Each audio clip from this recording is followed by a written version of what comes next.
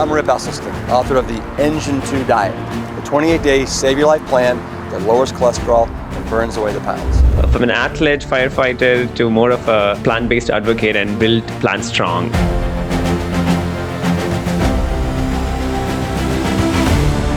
Ideology about diet in the West. But you have probably changed that thought process with people quite long back. We had been raised eating the standard American diet, right? I mean, it was turkey and spare ribs and steaks and hamburgers and cheeseburgers and McDonald's and Burger King. And I mean, it was not pretty. Listen to all the conversations and the TED Talks of your father and yours too. 90% of heart attacks occur. You will see here the artery is divided, and what you're looking at in the first series on the left is that when you start eating that cheeseburger, the pizza, the milkshake, your blood flow gets sticky. Certain elements like your endothelial cells get sticky. Your LDL cholesterol gets sticky. And then the LDL bad cholesterol migrates into the subendothelial space. And so I challenge these guys for 28 days, let's eat all plant strong. Fruits, vegetables, whole grains and beans, some nuts and seeds. Most of us have grown up, myself included, thinking that animal products and animal byproducts, steak, chicken, turkey, cheese, whole milk, that these were the true strong foods. Naga, the other thing, we haven't even begun to talk about it, but just is, what is the kind and compassionate way to eat? What is a way to eat that's in alignment with your and my values as sentient, creatures? What's in alignment with our values to be, we want to be like good stewards of the planet and be environmentalists? To be more philosophical and also look at the values one carry, it's an important point. I mean, I've not gone into that discussion because I wanted to, sometimes it's pretty heavy and people don't want to bring the compassionate part when it comes to food, and because they happily avoid it, right? So because our compassion from a society is more towards only cats and dogs. If only 6% of America's calories are coming from fruits and vegetables and whole grains and beans, what does it mean? It means that most Americans aren't getting enough fiber, because fiber really only exists in plant-based foods, whole plant-based foods. I can remember I had never had a sweet potato until my sophomore year in college, 21 years old when I had my first sweet potato. Almost 22 when I had my first mango, right? We didn't have mangoes. As firefighters, you got to know that it's a very male-dominated profession. The Eat Lancet report that came out October 2nd, 2025, that is completely unbiased, no affiliation to anything, right? And they said, we as a world need to move as fast as possible to a plant-rich diet. This is the silver bullet that can save humanity. It is a plant-rich, plant-forward, plant-strong dietary eating pattern. If you made it this far, you're clearly into deep, meaningful conversations around health, lifestyle, and the science behind how we. 60% of people who watch these episodes haven't subscribed yet. If you enjoy these insights,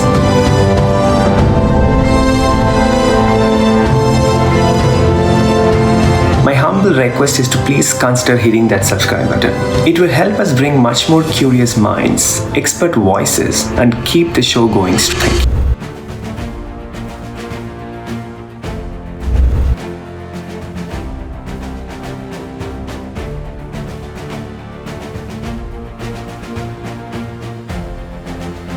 Welcome to Caffelogue with Naga. Sometimes a legacy is inherited, sometimes it's expanded. Growing up with a father who helped redefine how we understand heart disease. Today's guest didn't just absorb the science, he tested it in the real world, in fire stations, on endurance courses, in everyday kitchens. Almost 4 decades, he has lived a plant-based lifestyle, not as a trend but as a foundation, being a firefighter, a triathlete, and an endurance athlete who depended completely on strength and recovery. He translated prevention science into practical action through the best-selling books like The Engine 2 Diet and My Beef with Meat, and went a step further by building the Plant-Strong food line. bringing the philosophy from theory to supermarket shelves. What started as a personal commitment evolved into a plant-strong movement. Today, I'm going to explore that journey with one and only Rip Esselstyn. We're going to discuss how the future of food is looking like and why the whole food plant-based diet is the way forward for sustainable and healthy living. So without further ado, let's welcome Rip Esselstyn to our show.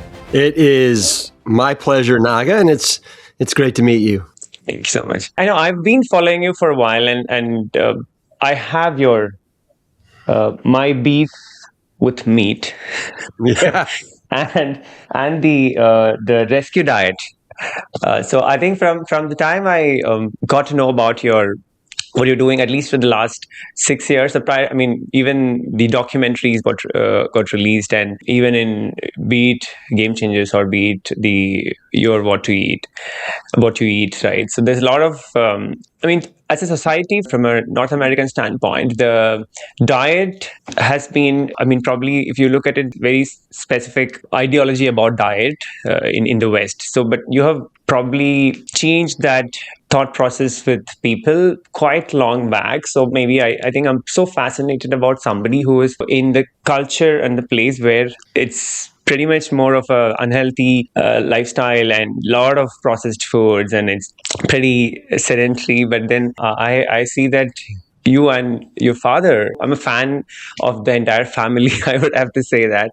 And I told my wife, hey, you start following Rip, and also whatever the videos you put about your mom and how she's doing things. But people are asking, and they want to know, what are your tricks to staying so youthful and young? Do you use Botox? Have you had plastic surgery? I've had nothing but my cereal bowl every morning, and I put a little Aquaphor on my face. Actually, it's on now, and maybe it's a little shiny. And that's it. That's it. So it's and your plant-based. I mean, that is the trick. So it's your breakfast bowl and Aquaphor and movement. Oh yeah. You gotta move. And a lot of satire videos which you post. I'm so much, we're all a fan of you, Rip. So I think I want to start with, like, how did you probably, break the monotony and then say, okay, I have to do something for the betterment of the society, and this is my calling, and being different from how things were at that point in time, maybe 30-40 years now, or you've been following the plant-based, Well, it's been 39 years. Wow. So next year will be next year. Yeah. You're probably not even 40 years old, are you? I am 43. 43. Okay. So you were 4 years old when I started going plant-based.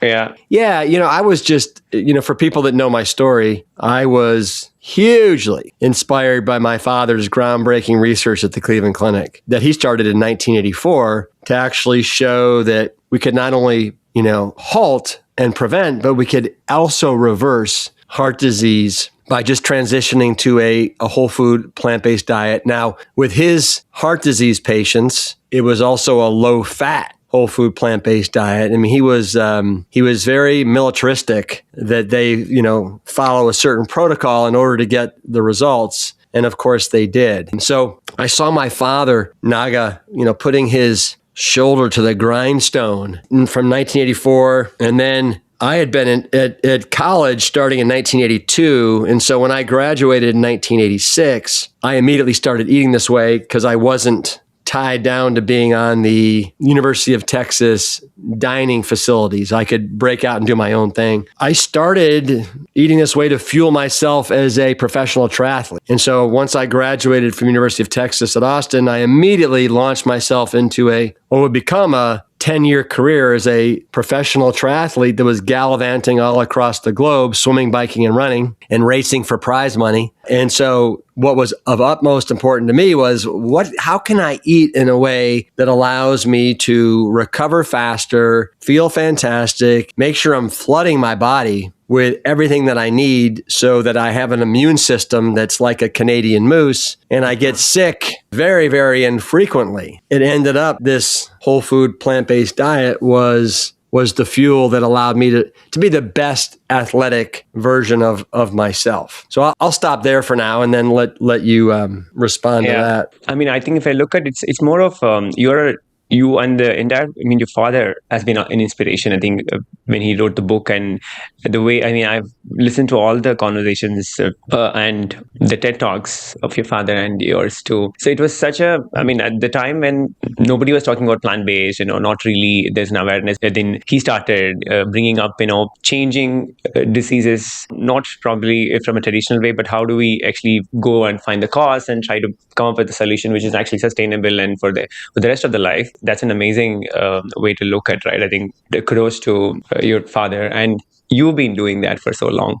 So how do you see the food shift probably in the last 15 years? Let's say from the time, I think you've been talking pretty much widely on the social platforms, maybe 10, 15 years back with, not many social platforms were available, but I think you started putting in Facebook and even TED Talks, multiple forums, and you started. How do you see the food shift has, or the awareness has come from then to now? Is it better? What is your observation with the population today? Well, I think that what has happened is it's become a lot more convoluted. It's become very, very ambiguous. There's a lot of noise out there. People have no idea what to believe and what not to believe. You have all these influencers that are out there now, and there's so many mixed messages. So I think that the word for today and where we are with social media is, right? I mean, literally mass confusion. And you have a government that just basically came out with US dietary guidelines that also are going to cause more mass confusion and more disease to be, I think, laid out at America's doorstep, which is very unfortunate. Now, they did a couple good things, the dietary guidelines, more fruits and vegetables and whole grains. But the fact that, they're advocating for more whole fat dairy and meats, cheeses is definitely going to be a problem. And they're kind of shooting themselves in the foot because on one hand, they're saying, keep your daily consumption of saturated fat to 2% or 10% of calories or less. And then they're saying get 6 to 7 servings of whole fat dairy meat a day. So you can't do both those things. It's impossible to do that. Right. And then when it comes to alcoholic beverages, they mentioned they don't put a limit on alcohol. I mean, that's a big miss. So we've gone backwards for sure with the U.S. dietary guidelines. And again, it goes back to your question. I just think it's also indicative of where we are right now as a culture with the social media. It's almost like, RFK, he's obviously more of a carnivore type follower than a plant-based follower. And I think that his biases have made their way into the U.S. dietary guideline. And, for your listeners, and I'm sure you're up to speed, but, they spent 2 years. They had a whole panel of scientists and nutritionists who were going to make recommendations, and then they threw it all out the window at the last minute. And they went with these new guidelines, and 8 of the 9 people that were part of this new panel have industry ties to meat and dairy, to beef and dairy and other things. So that's a problem. Where are people getting their information? To me, it's a great question. And what is the research behind it? What's the data behind it? What's the scientific credibility behind it? Because just because somebody writes a book doesn't mean that it's true and authentic, or you have to believe it. With the recent Epstein files and whatever coming through, I mean, people have understood the reality. I don't want to take names, but yeah. Yeah, I think I hear you. Just to give brief to the audience, I know I started with a question of more broader from my fanboy moment, or probably somebody who is, I got inspired, by what you're doing and what your entire family and your father, how you brought a movement in a place where there is actually completely only noise exists. So, but to quickly, from an athlete, firefighter, to more of a plant-based advocate and build Plant-Strong. So if I have to put your journey, so I think you already talked briefly about your father, and then so your whole journey has been shaped shaped by being looking at him? I mean, if you have to look at your own path, did you had influence or you had pressure? Hey, probably he's a medical doctor and a surgeon, and then you took a path which is more not traditional in terms of firefighting and probably athlete. So what was it look like at that point in time? Do you had any pressure in mind? Hey, what I will do? How do I create my own path for myself? So I think is it his influence is what pushed you into this journey of health and lifestyle and everything? Well, I've always been a huge fan of my father, respect him and admire him immensely. And when he started his research in 1984, he looked at my mom and he said, and my mom's name is Anne. And And he said, Anne, if I'm going to ask these patients to eat this way, we need to eat this way as well, so we know exactly what they're going through. And I think it's important for your listeners to understand that when my father was able to round up these end-stage heart disease patients that were basically he got from the Cleveland Clinic cardiology department because they were so bad off, they weren't eligible for another procedure, bypass, angiogram, stent, you name it. They were basically told to go home and get their affairs in order. So, and this had never been done before, as far as showing that in a human population study, you could actually reverse heart disease. So he was doing something that was very novel. And, unbeknownst to him, something very similar was going on the West Coast with Dr. Dean Ornish, but he was not aware of that. So it's kind of very funny how these two pioneering physicians, one on the East Coast and one on the West Coast, both kind of started their research right around the same time. So I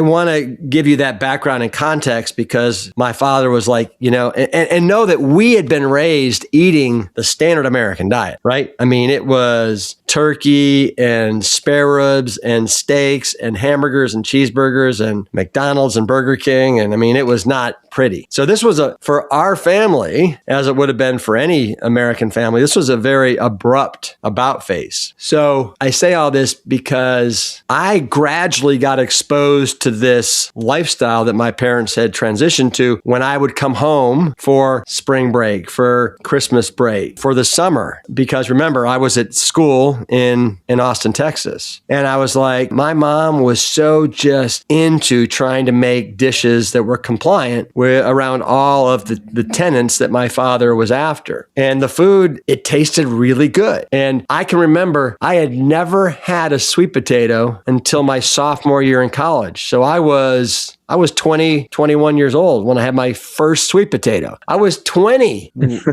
almost 22 when I had my first mango, right? Oh. We didn't have mangoes in Cleveland, Ohio back then. They just either didn't exist or we never saw them in the grocery store. So I slowly got exposed to the food, to the lifestyle. My father would share with me the results that he was getting from some of these patients. In 1980, I think it was early 1987, he had proof of concept that he was actually able to reverse the heart disease in one of his patients. And then he just kept it up, the before and after angiograms. And I knew that I had to be very diligent about how I ate. Otherwise, I was going to go down a very slippery and dangerous path. So to give you an example, my grandfather had his first heart attack when he was 42 years old. He grew up on a dairy farm, was eating, butter, cheese, steak, all that stuff. And he unfortunately ended up dying at the age of 72 from a combination of diabetes and pancreatic cancer. And so at the age of 19, I had a full lipid panel done, and my total cholesterol was in the low 200s, and my LDL which is a lethal cholesterol, was over 120. And so I just knew that I was given genes that weren't the best. And so, of course, what my father was able to show was that by eating this way, you could actually protect yourself from any kind of problematic genetic expression that you were born with. And so I was all in. And then the fact that, one of the best triathletes on the planet at the time, a guy named Dave Scott, was a hardcore vegetarian. I was like, okay, I am all in this lifestyle because it'll help prevent me from getting a heart attack. And it's the best way to fuel myself as a high level world-class athlete. And so I'm trying to come back to your question, which, was about my father. And yes, he greatly influenced me, and I embraced it wholeheartedly and have not looked back for 39 years. And to me, the evidence and the confidence that I have in this lifestyle, Naga, it only gets stronger and stronger and stronger every year. It gets easier to implement. I keep it simple. I don't make it harder than it has to be. Yeah, I mean, you're very true. I mean, from people who are not aware of, what they could eat as a plant-based, like in a whole food plant-based diet, they are probably ignorant, or the questions comes is sometimes very silly, or I would say, okay, probably you have not been educated enough all these years in terms of what you could eat, because the question is, hey, what you can eat. I think your father, even if somebody wants to go back to the conversation, which is like even 15 years back, he has listed down the same question or broken down on what you could eat multiple times, right? But that's a standard question. People think, hey, if you're a vegan or probably a plant-based lifestyle, what you could eat. And that's a misconception. Thank you for sharing that. I mean, it's a nostalgic, it's probably you've walked through the path and rethinking and sharing. That's why I know that you've gone into multiple different topic and then you came back to my question. So I'm happy to hear all that stories. Yeah. I mean, since you brought up that specific topic about the pyramid and food pyramid, I have a specific segment on MAHA and RFK juniors and then the current food pyramid. But before that, why you are so specific on Plant-Strong? So I just wanted to hear from you, right? I know that you wanted to always say Plant-Strong. What made you to stress so much on Plant-Strong instead of probably I know that my beef with meat has, I think, all your thoughts, but I think I want to hear from you as well, why Plant-Strong? I think it says it all. It's a triple entendre. Naga, most of us have grown up, myself included, thinking that animal products and animal byproducts, steak, chicken, turkey, cheese, whole milk, that these were the true strong foods. That they were loaded with protein and calcium and all kinds of beneficial, macronutrients and nutrients in general. And that plants were the inferior food, right? They were peasant food. They were weaklings. But what I now know, what you now know, is that it's just the opposite. So it's a complete inversion. And so I'd like to tee up this bold notion that the foods that you and I, specifically me and most of America, grew up thinking were strong are actually weak. And the foods that we grew up thinking were weak are actually the stronger,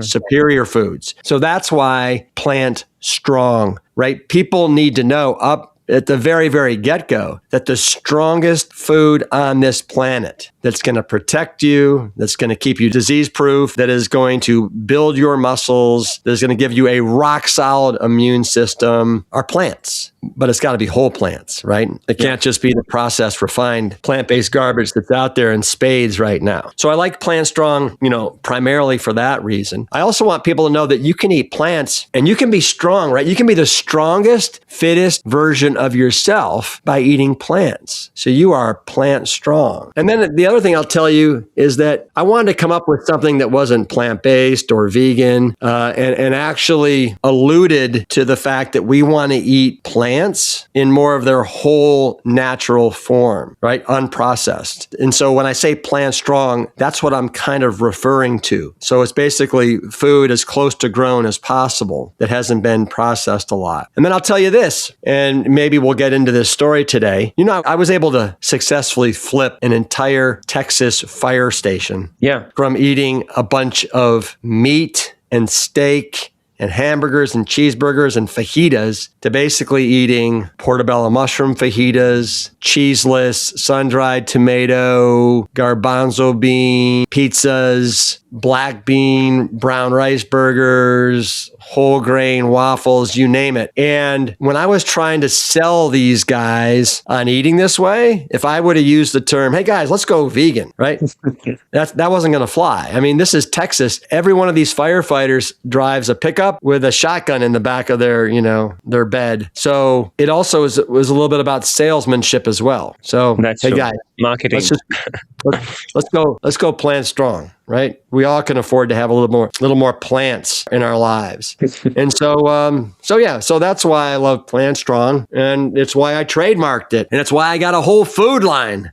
It's called Plant Strong, right? Yeah, all you go. People think meat is protein and then that's strong, manly and everything. I think the whole notion of you can be stronger, have a good muscle, and then have a healthier life by eating just whole food, plant-based. That's a mind shift, right? I agree with you in terms of starting point of anybody to move into a plant-based lifestyle, what they hear, and it's important for them to not put it off. Okay, I don't want to go vegan, or probably I don't want to, things which are probably fancy, but this is not fancy. I think it's more of understanding that, people have been eating plants for a long time. It's not that you're not aware of it. And I think you've made in one of your talks, 6%, 12% of the whole population eats plants in America, and out of it 6% is French fries. so yeah. That's true.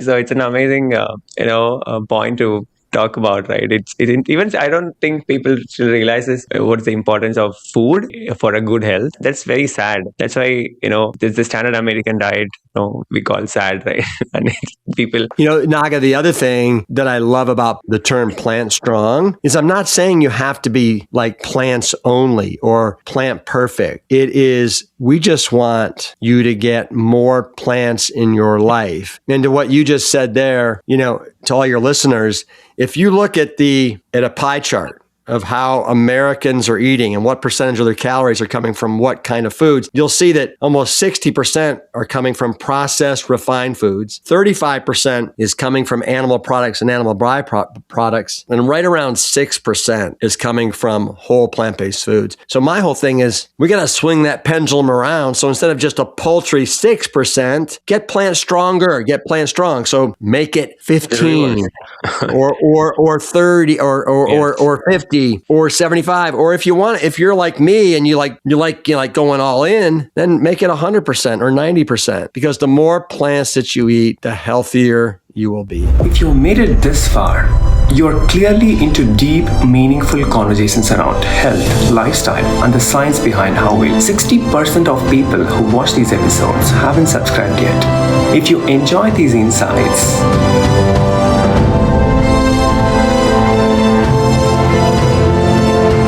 my humble request is to please consider hitting that subscribe button.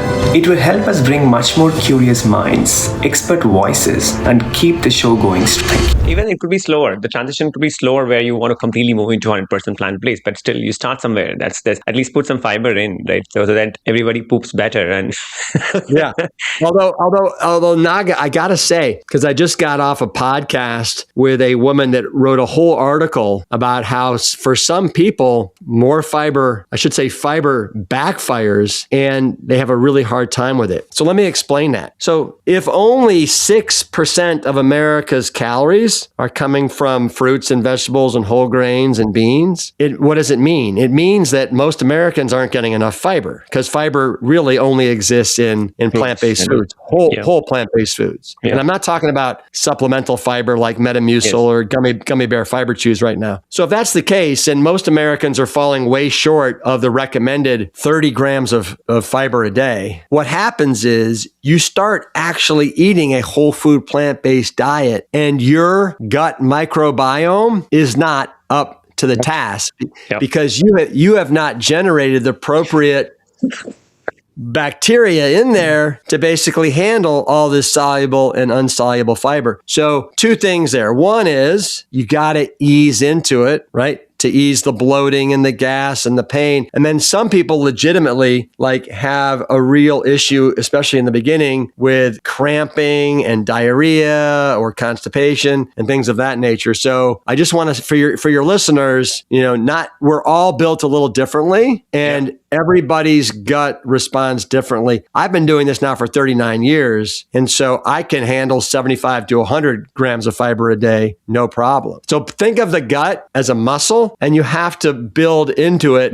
You can't just go to the gym and start lifting 300 pounds. You're going to hurt something. I think it's about if you had children, or probably if you know about how baby food is introduced, it's act like a baby. So when you introduce a new food, it takes time. So you need to give it slower, like from the milk to solid. When you move, you should introduce new foods slowly, so that your body understands that food and tries to actually not backfire because of the food. So it's the same way. I think you explained it well. I think from the time you wrote this Engine 2, this is actually, which came in 2006 7-day rescue diet, eat plants, lose weight. So this is, and then that was 2018. Yeah, the book which you wrote earlier to that, the Engine 2. That was 2009. 2009. Yeah, I would encourage everybody to get the book and read, because there's a lot of good recipes. And I love the way you've actually talked about multiple topics, even be it oils or fish oil, or what people think about meat and protein. So different top chapters actually covers a lot of depth. My question on that note is, since you said the story of people who have not watched the documentaries, or know about you, the story of the entire Austin, the firefighter group who you were involved with, and how did you change their food regimen, how they became more healthier, and not just from look, but also from the vitals and reports which came in, the blood work and everything, right? That's a pretty compelling story which is fact based. So now, after that book released, and then how did that message go into other firefighter community throughout the America? Or probably have you seen people have adopted some kind of a lifestyle change, and any feedback you've received over the years, and any such examples beyond what you have done, if you want to talk about? Yeah. So in the beginning, I would say for about 4 or 5 years, I was invited to fly to either invited to fly or give online presentations to fire departments all across the country. Right. My book became a New York Times bestseller. I was on, all the morning shows. So it was a thing, and it caught the attention a fair number of firefighters, and specifically firefighters that were working in the health department of the fire stations. And so, yes, it was a thing for about 5 years, Engine 2, Plant-Strong, it was a thing. And then, as what seems to happen, and then, you had Forks Over Knives, the documentary that came out in 2011, and they had a scene in there where they came to and visited us at the fire station, and I was climbing the pole without my legs, and they showed us making food and going on some rescue calls. So yeah, it was a hot thing there for a while. And then as things happen, they ebb and flow. And, the whole paleo movement was in full force. And then after paleo, it was keto. And as firefighters, you got to know that it's a very male-dominated profession. And these are a lot of men who want to feel like they're manly. And unfortunately, in this culture, the prevailing ethos right now is that if you want to be a manly man, you want to eat gobs and gobs of steak and flesh and nonsense like that. It's tough when you are trying to break a mindset that is so riveted on red meat putting hair on their chest and making them more manly. So I have to come in and I have to not only disarm them and make them realize that, hey, I'm not a threat. I used to be one of you guys. And you know what? I'm going to do my best to deprogram you from your thinking that this is how you need to eat to be the most manly firefighter version of yourself. Because the reality is, if you can drop the dairy and if you can eat more of these health promoting foods, you're going to be the healthiest version of yourself. You're going to be the best firefighter that you can be. You're going to be able to climb those stairs without getting winded and having to stop and take a a 5-minute break, all those things. That being said, I just got a call 3 weeks ago from Colorado Springs Fire Department. And I'm going to go there next week. And I'm going to be giving 3 presentations, one to the A shift, one to the B shift, and one to the C shift about everything that we're talking about today and all the benefits of eating plant-strong. And Naga, the number one cause of firefighter fatalities in the line of duty is heart attacks. It is a toxic, meat-centered culture when it comes to eating. Yeah, I think not just the firefighters, even the children, they just wake up with sausage. Wake up with sausage, yeah. Yeah, it's very disheartening to look at, in spite of the technology and the networking and the awareness we have in this 2026, still parents are not looking at the health benefits and then still want to spend money on the healthcare costs than spending on their food. So, which is disheartening. But happy to hear that even today in 2026, at least somebody is looking at the evidence and want to make some change from Colorado, even in the firefighting department. So I think I wish much more firefighting departments or firefighters to actually come forward and actually talk about that benefit throughout. That would amplify the message and, change the thought process that plant strong, right? Not just meat strong. Yeah. I think we talked about the information overload and specifically with the current internet and the way the digital influencing culture has actually happened, and everybody talks about nutrition today. So that's also like making people confused about what is the right nutrition. So I want to pick about a specific topic on protein. So the misunderstanding on protein, I think I know your videos talked about very simple. I know a lot of people are doing a lot of things, but I mean, I wanted to hear from you in this conversation, right? Explain this. Let's say if it's a busy parent, who doesn't have time to think about their protein intake or for their kids. So fundamentally, today there's a lot of misconception about protein in terms of, hey, whether you're getting enough, not enough, you have to put more. What is your take on that? And how do you explain to a busy parent who have no time to think about all this? Well, I would say what I want you to understand is that all protein originates from plants. It's the mother source of where all the 9 essential amino acids are created. And so think of that as the superior source of protein. And don't buy into the myth that you can't get enough protein, that they're somehow incomplete. I want all your listeners to know that whether it's coming from a black bean or watermelon or brown rice or lentils, each one of these foods has all 9 of the essential amino acids in the appropriate combination and proportion. The key is you just have to make sure you're eating enough calories throughout the day. And if you're eating enough calories throughout the day, you're getting all the protein you need and then some. The analogy that I like to make as a firefighter is this. So as a firefighter, I can tell you, Naga, that the air that you and I are breathing right now, it's 21% oxygen and 79% nitrogen, okay? But you're not breathing the air going, I got to make sure that I'm getting all 21% of that oxygen that's in the air right now. You're just breathing the air and you're doing great. I want your listeners to feel that comfortable knowing that if you're just eating enough whole plant-based foods, you're getting all the protein you need. And, we only need somewhere between, different organizations say different things, but somewhere between 5% at a low and 10% kind of at a high.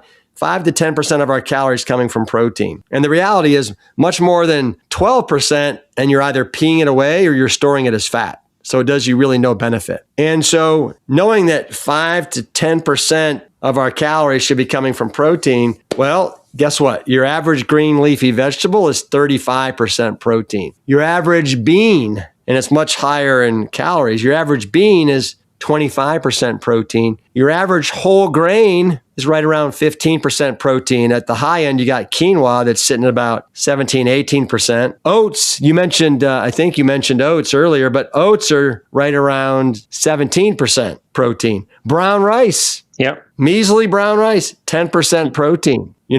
Potatoes, right around 10% protein. Your average fruit is 6.5% protein. Lemons are sitting at 15% protein. So I say all that just because you're not going to blow it. You're not going to blow it with your protein. And instead, what's going to happen is you're eating all these wonderful whole plant-based foods, you're knocking it out of the park with your protein. You're getting a superior form, doesn't cause systemic inflammation, doesn't cause leaching of calcium from your bones, doesn't promote tumor and cancer growth, and also doesn't raise cholesterol levels. Those are 4 huge things that animal protein does just because of the nature of the composition of those 9 essential amino acids. They're too high in this what's called the sulfuric containing amino acids. So you're going to hit a home run with the protein. You are flooding your system with wonderful, whole, complex carbohydrates that are 35 trillion cells in our body,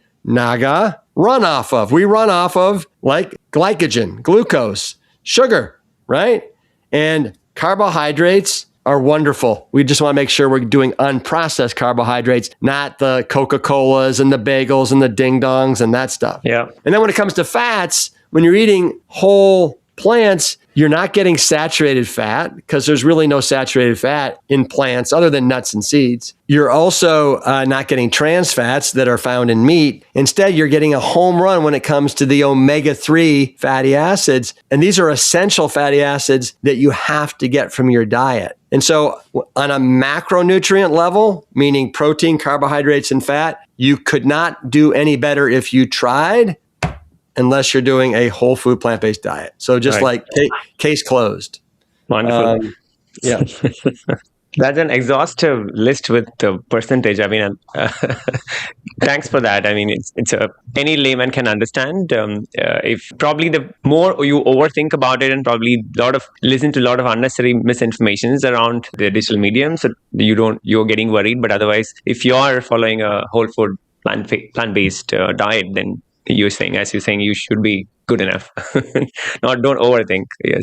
And then we didn't even talk about the micronutrients, right? I mean, You're going to be crushing the fiber. Now you may have to ease into it, but you're crushing the fiber. You're crushing the vitamins. You're crushing the minerals. You're crushing the phytonutrients, the polyphenols. The list is incredible. And then water. Most of these whole plant-based foods, Naga, are loaded with water. You're hydrating yourself constantly when you're eating this way. And then I also, just to kind of prove a point here, I'm gonna put you on the spot. All right. How many vitamins do you think there are that we need to get from our food? How many vitamins?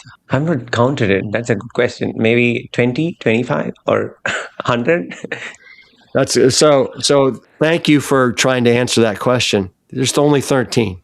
13, right? Yeah. Now, essential vitamins. Okay. Of those 13, 11 of them come from plants. The only 2 that don't are B12 that comes from microorganisms in the soil and vitamin D that comes from the sunshine. Otherwise, the other 9, they all come from plants. So I just think it's important that people realize, and I said this earlier when you asked me the question about protein, right? The mother source for protein, plants. The mother source for 11 of the 13 vitamins and 17 of the major and minor minerals, boom, it's plants all day long, whole plants.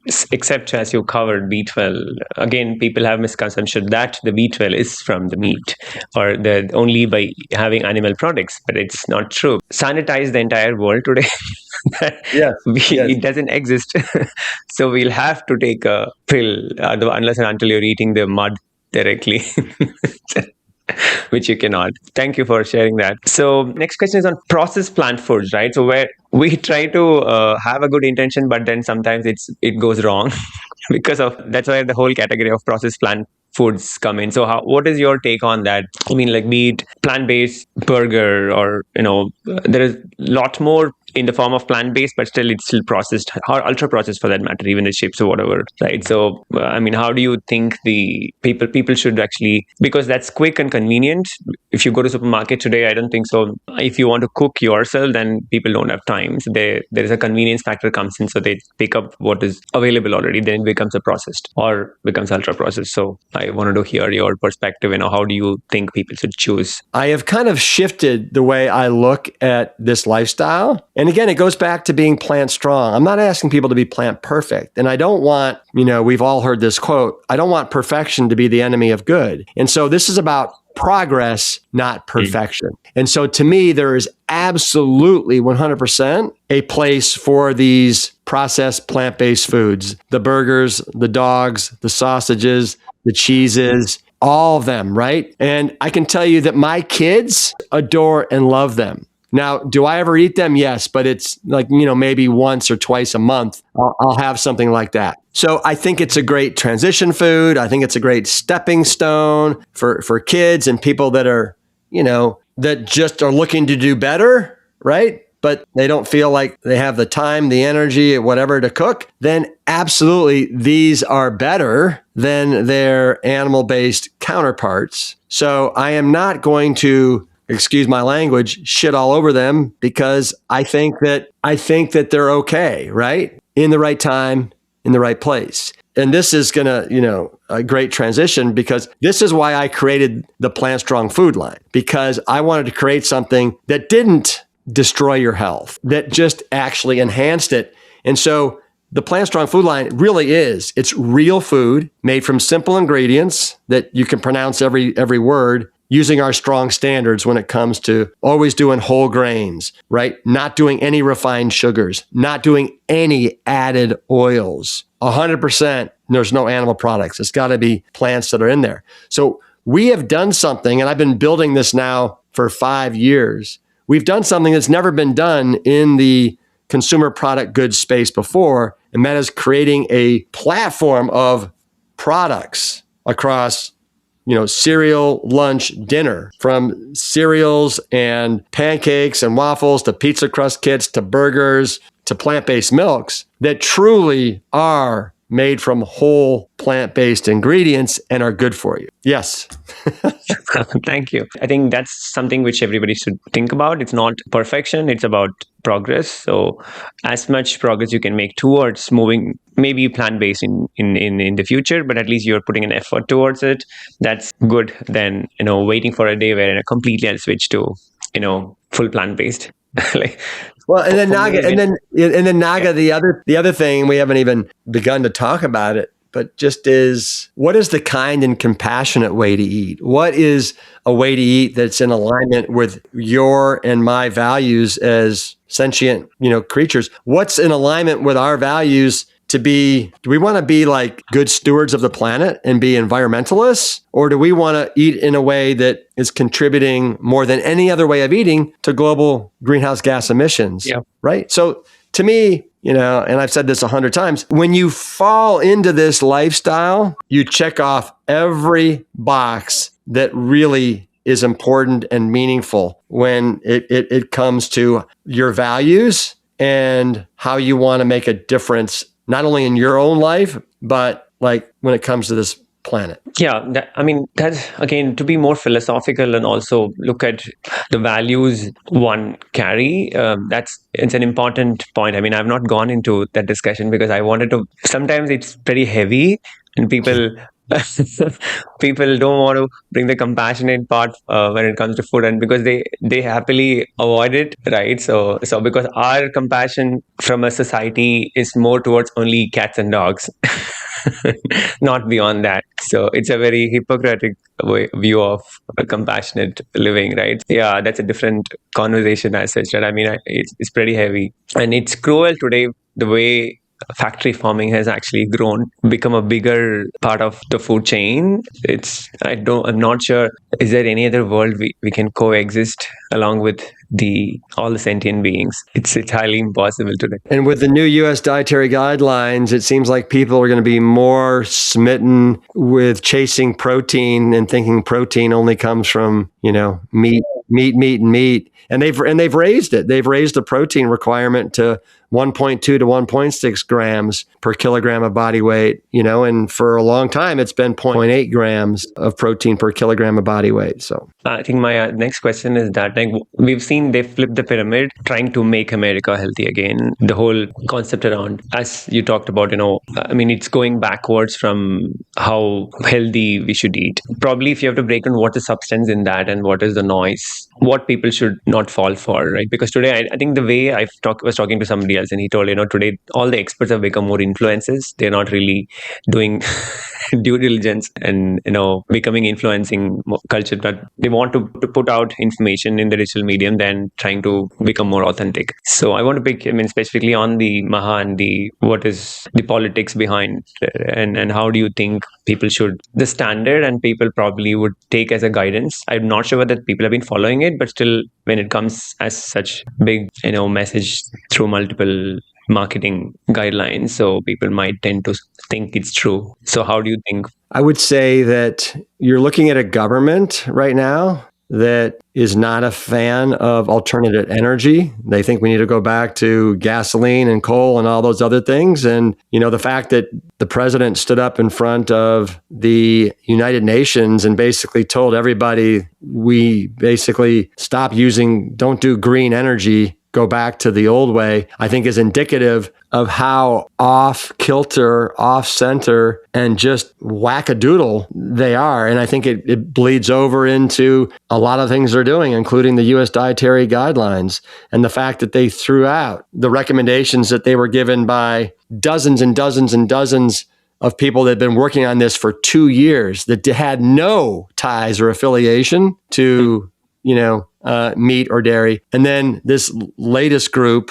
8 of the 9 people on the committee had ties. So I think it's perverted. I think it's unfortunate. And I would just say, keep it simple, right? More plants, less animals. And if you're relying on your government to help you get healthy, I would tell you not to. You need to look elsewhere. I think not just the government, but today the way in which, if you watch today the digital platform or any OTT platform, every few seconds you have ads, right? So everything, even TV channels you see, everything is more of junk food marketing. I don't think so. It's an industry which is common to only project burger, French fries. If you say every ad you see, it's about junk food. I don't see, nobody markets about. I think that's what I was talking to Michael Silberman, one of the person who's doing research about food disinfo lab. So he told today we started marketing on beans. Beans campaign is going on to at least people aware of to make them that's also an option to eat. The whole